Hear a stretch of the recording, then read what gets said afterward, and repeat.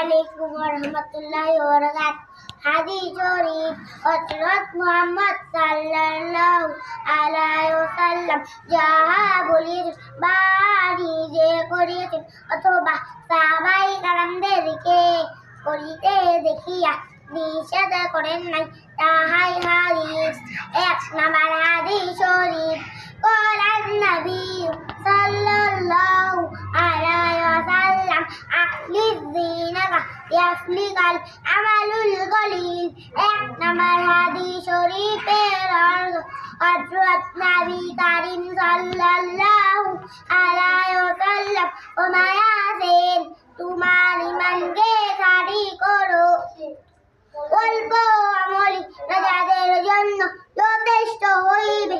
দুই নম্বর হাদিস শরীফ খায়রুকুম মান তাআল্লামাল কুরআন ওয়া আল্লামা। দুই নম্বর হাদিস শরীফের অর্থ তোমাদের মধ্যে সর্বোত্তম ওই ব্যক্তি যিনি কুরআনের শিক্ষা করেন এবং শিক্ষা দেন। তিন নম্বর হাদিস শরীফ তালাবুল ইলমি ফারিদাতুন আলা কুল্লি মুসলিম। তিন নম্বর হাদিস শরীফের অর্থ দিনের লিপ্ত করে প্রত্যেক মুসলমানের উপর ফরজ। চার নম্বর হাদিস শরীফ আত-তুহুর শাতরুল ঈমান। চার নম্বর হাদিস শরীফের অর্থ পবিত্রতা ঈমানের অঙ্গ। পাঁচ নম্বর হাদিস শরীফ মিফতাহুল জান্নাতিস সালাহ। পাঁচ নম্বর হাদিস শরীফের অর্থ নামাজ বেহেশতের চাবি। ছয় নম্বর হাদিস শরীফ আউয়ালু মা ইউহাসাবু বিহিল আবদু ইয়াউমাল কিয়ামাতিস সালাহ।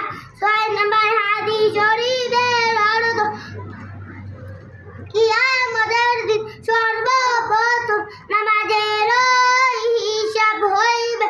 সাত নম্বর হাদিস শরীফ ফাজলুল আলিমি আলাল আবদি কাফাজলি আলা আদনাকুম।